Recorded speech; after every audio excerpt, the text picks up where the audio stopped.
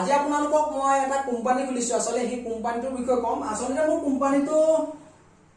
একো কৰিব নালাগে আপোনালোকে মাত্ৰ আপোনালোকৰ ওচৰত যদি 100 টকা আছে চাই লওক সব 100 টকা আছে তেন্তে আপোনালোকে 100 টকাটো এদিন বা দুদিনৰ ভিতৰত আপোনালোকক মই 200 টকা কৰি দিম আৰু যদি আপোনালোকৰ ওচৰত 1000 টকা আছে এদিন বা দুদিনৰ ভ্যালিডিটি থাকিব আমাৰ একচুয়ালি কোম্পানী টাৰ্মস এন্ড কন্ডিশন এটোৱে যে এদিন বা দুদিনৰ ভিতৰত আপোনাৰ টকাটো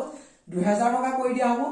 আৰু যদি আপোনাৰ ওচৰত 5000 টকা আছে অকমান টাইম লাগে যাৰ কাৰণে 5000 টকাটো যেটা আমাৰ কোম্পানী প্ৰজেক্ট ডাঙৰ প্ৰজেক্টৰ কামত লগা হয় বলে 5000 এদিন নহয় দুদিনৰ পিছত আপোনাক 10000 কৰি দিয়া হয় কোম্পানী একাউন্টত অটোমেটিক ভাবে আপোনালোকক সোমাই যাব আৰু যদি আপুনি 20000 টকা আমাক দি দিছে তেন্তে আপোনালোকক 40000 টকা হৈ যাব সব আপোনালোকে যেটো বিচাৰি আছে একচুয়ালি ধনিৱাৰ শৰ্টকাট ৰাস্তা একচুয়ালি মই ভাবিলো যে একচুয়ালি মোৰ ভিউৱাৰ্স টিভিৰ কাৰণে মই 100 টকা লম 200 টকা কৰি দিম এদিন বা দুদিনৰ ভিতৰত ভ্যালিডিটি 1000 টকা লম 2000 টকা কৰি দিম আৰু 5000 টকা লম 10000 টকা কৰি দিম 20000 টকা লম 40000 টকা আসলে মই একদম ডাঙৰ প্ৰজেক্ট আৰু মোৰ বন্ধু এজনে হেমতে কি কৰিলে সোশ্যাল মিডিয়াতে এটা অপৰচুনিটি পাই গল আজিকালি সোশ্যাল মিডিয়াত আমি কি কৈছো বিভিন্ন টকা ঘটা পদ্ধতিসমূহ চাই থাকো আৰু যিসমূহ আমি অতি সহজত কোনো ধৰণৰ কষ্ট কৰিব নাই শৰ্টকাট ৰাস্তা আৰু হেমতে সোশ্যাল মিডিয়াত তেওঁ বিচাৰি থাকোতে এটা পাই গল অপৰচুনিটি আৰু পোৱাৰ লগে লগে তেওঁ কলে যে 1000 টকা দি দিবলৈ কলে 1000 টকা ভ্যালিডিটিও দিছিলে তেওঁ দুদিন সৰি এদিন দিছিলে এদিন দিয়াৰ লগে লগে তেওঁ কি কলে 1000 টকাটো কোম্পানীতে 2000 টকা কৰি দিলে পিছ দিনাই তেওঁ যেটো অপৰচুনিটি পাইছিল বঢ়িয়া তেওঁ যেটো বিচাৰি ফুৰিছিল একচুয়ালি কষ্ট কৰিব লাগে 2000 টকা ঠাইত তেওঁ দি দিলে নেক্সট 4000 টকা কৰি দিলে তাৰ পিছত কি হ'ল তেওঁটো ভবামতে হৈ গল যে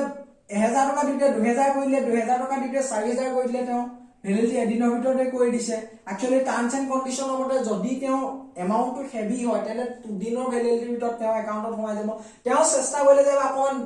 ডাঙৰ দিছাও তেওঁ 10000 টকা দিছালে 10000 টকা দি দিয়াৰ লগে তেওঁ একাউন্টত ডাইৰেক্ট সোমাই গল দুদিনৰ পিছত 2 ডেজৰ ভিতৰত টাৰ্মস এন্ড কন্ডিশনৰ মতে 2 ডেজৰ ভিতৰত 20000 টকা হৈ গল তেওঁটো একদম বহুত ভাল লাগি গল তেওঁ যেটো বিচাৰি আছিল অত দিনৰ পৰা একচুয়ালি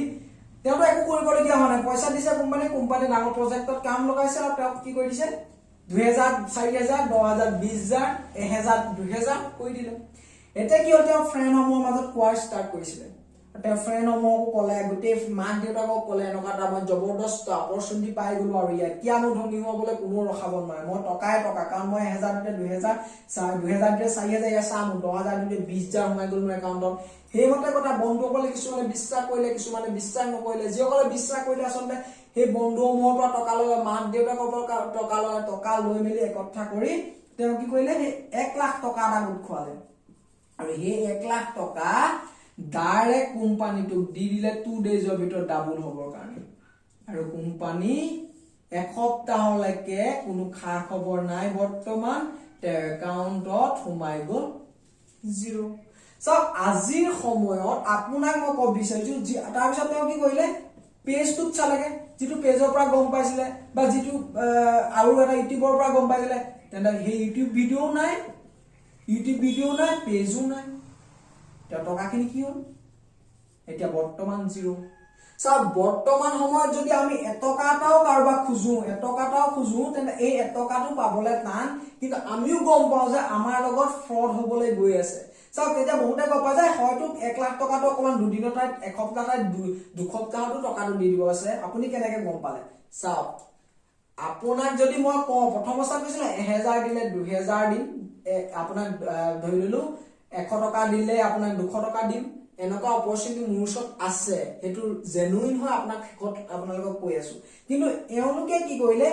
1 লাখ টকা দিয়াৰ লগে লগে কি কৰিলে বাই বাই টাটা সব 10000 দিওতে আপোনালোকক ঠিক আছে 1000 দিলে 2000 কৰি দিলে কোম্পানীটো বিশ্বাসটো লাগিবই আপোনাক কোম্পানী আপোনাক বিশ্বাস দিলে যে 1000 দে মই 2000 কৰি দিছো 2000 দে মই 4000 কৰি দিছো 10000 দিলে 20000 টকা কৰি দিলে আৰু তেতিয়া কি হ'ল তাৰ মাজত এটা উৎসাহ হ'ল ইয়েস মই এটা জেনুইন কোম্পানী পাই গলো আৰু 1 লাখ দিলে কোম্পানী বাই বাই পেজ জিটো চাইছিল নাই তে কন্টাক্ট কৰিব পৰা নাই সো আজি আপোনাৰ লগত মোৰ লগত বা মোৰ বন্ধুজনৰ লগত হক বা এনেকুৱা এজন দুজনৰ লগত নহয়, আজি হাজাৰ হাজাৰ মানুহ, যদি আপুনি চাই ন আজিকালি নিউজত ওলাই আছে হাজাৰ হাজাৰ মানুহ এনেকুৱা ফ্ৰডত গৈ আছে, এনেকুৱা ফ্ৰডৰ মাজত সোমাই আছে। আৰু আমি বুজি নাপাওঁ যে আজিৰ যুগত বিনা কষ্টত বা একো কাম নকৰাকৈ আপুনি স্মাৰ্ট ৱৰ্কে হওক বা আপোনাৰ যিকোনো কাম নকৰাকৈ আপোনাক জানো টকা দিব কোনোবাই? সেই কোম্পানীটোৱে যদি ইমানেই আপোনাক বাইডেবল কৰিব পাৰে, বিশ্বৰ ধনী ব্যক্তিৰ তালিকাত তেওঁলোকৰ কোম্পানীটোৱে টপ লিষ্টত থাকিলেহেঁতেন। এনেকুৱা কি কাম আছে যি আপোনাক একো কাম নহলে ৰাতিটোৰ ভিতৰত আপোনাক কোটিপতি লাখপতি বনাই দিয়া কিবা অপৰচুনিটি এনেকুৱা আছে জানো? এটা সম্পূৰ্ণ স্কেম হয়। আমি গম পাওঁ, গম পোৱাৰ পাছতো আমাৰ কি হয়, এদিন দুদিনৰ আমাক দিয়ে, টোপ দিয়ে,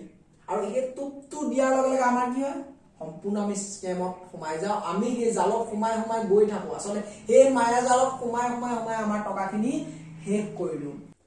মই আপোনালোকক এটা কথা ক'ব বিচাৰিছো, ছচিয়েল মিডিয়াত দেখা প্ৰত্যেকটো ঘটনা বা প্ৰত্যেকটো ভিডিঅ' জানো সঁচা? ছচিয়েল মিডিয়াত যি দেখালে তাকে আপোনালোকে বিশ্বাস জানো কৰিব?